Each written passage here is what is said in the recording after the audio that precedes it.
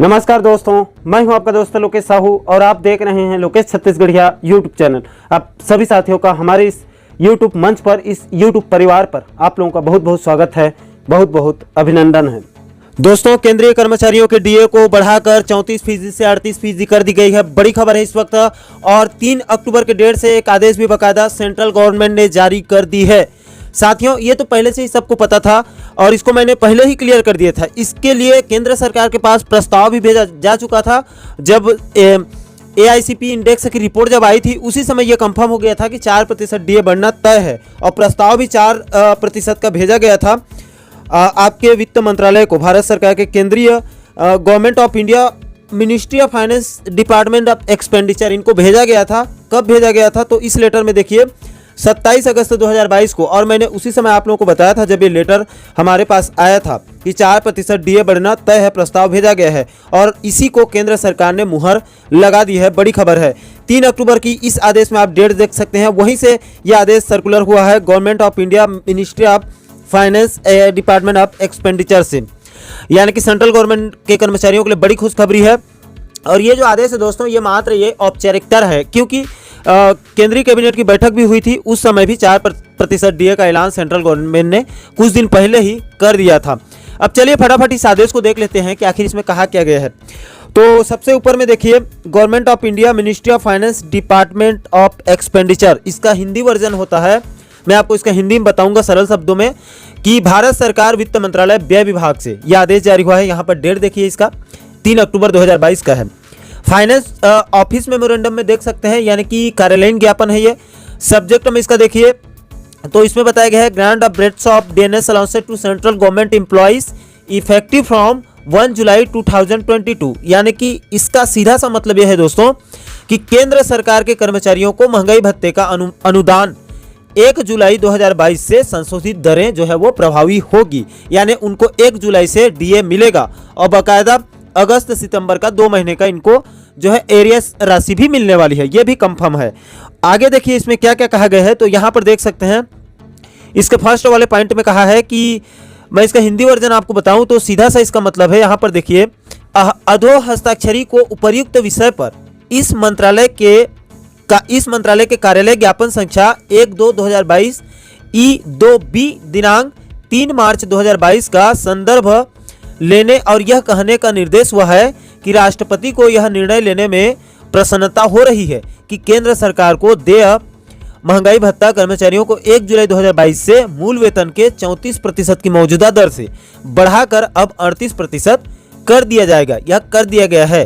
तो यह है 3 मार्च 2022 के पत्र का उसके संदर्भ में इस आदेश को जारी किया गया है, कहा गया है, और 34% से बढ़ाकर सीधा 38% कर दिया गया है, जो कि 1 जुलाई 2022 से प्रभावी होगा।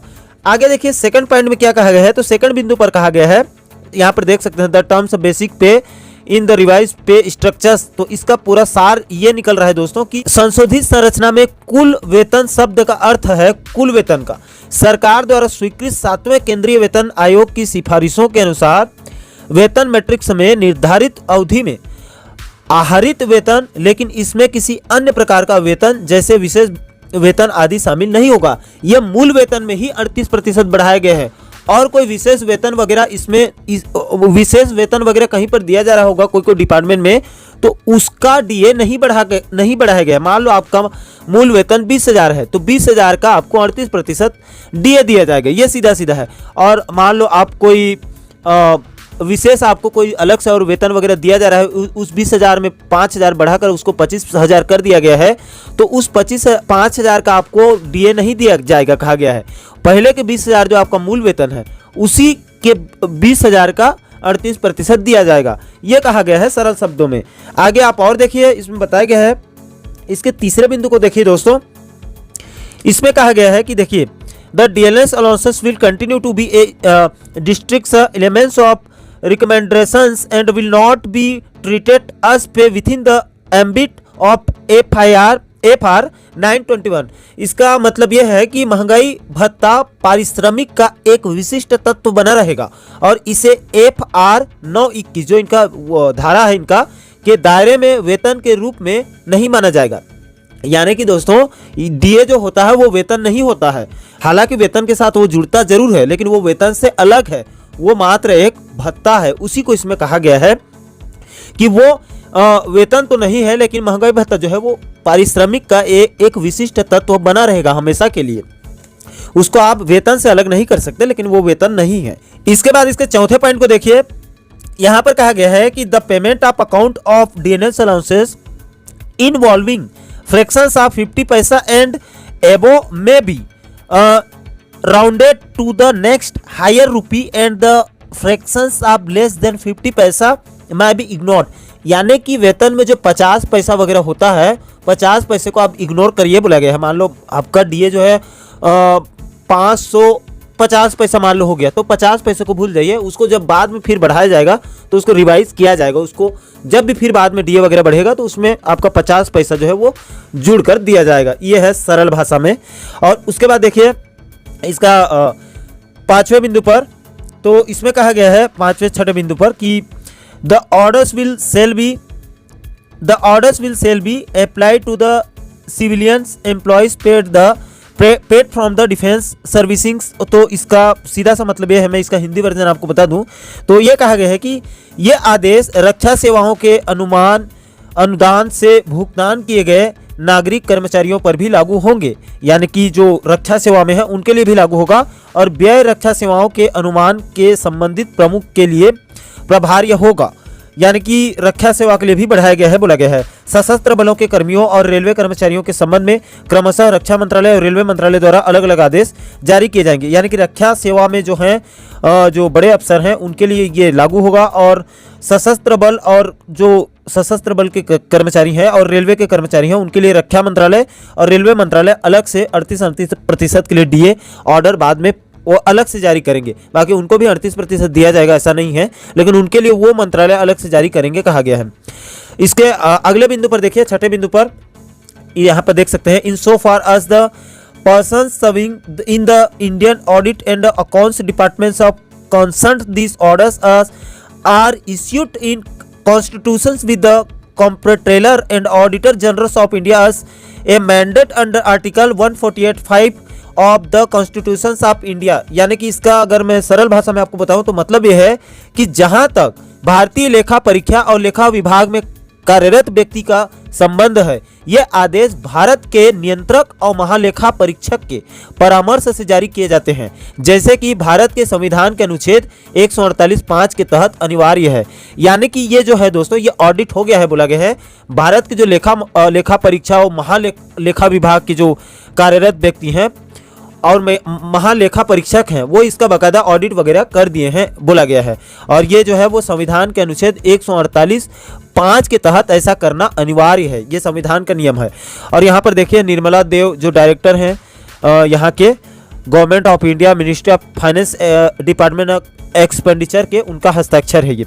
और नीचे देखिए यहाँ पर प्रतिलिपि में इसको कहाँ कहाँ भेजा है, तो all ministry departments of the government of India as per standard distribution list copy to C&AG UPSC ETC per as per standards endorsement list. यानी कि भारत सरकार के सभी मंत्रालय विभाग को इसकी जो है सूचना प्रतिलिपि आदि को भेज दी गई है।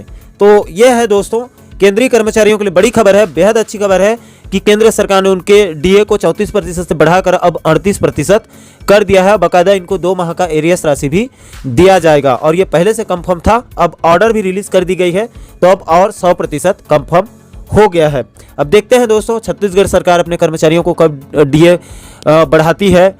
वैसे तो छत्तीसगढ़ सबसे पीछे है, आपको पता ही है, मात्र 28% दिया जा रहा है, लेकिन केंद्र में अब 38% हो गया है। अब फिर से छत्तीसगढ़ के कर्मचारी जहां पर पहले खड़े थे वहीं पर हैं। जब 17% था छत्तीसगढ़ में और केंद्र में वहां पर 10-12% ज़्यादा था, तो वहीं पर फिर से अब खड़े हो गए हैं।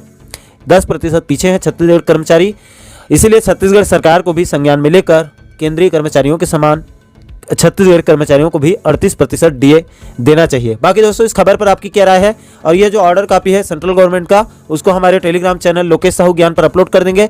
आप वहां से इजीली डाउनलोड करके अच्छे से अध्ययन भी कर सकते हैं, और आप चाहे तो अपने किसी साथियों तक आगे शेयर भी कर सकते हैं। और DHRA से जुड़ी पल पल के अपडेट को बारीकी से समझने के लिए आप हमारे साथ बने रहिए। तो दोस्तों आशा करता हूं कि आप इस वीडियो के माध्यम से पूरे मामले को अच्छे से समझ गए होंगे।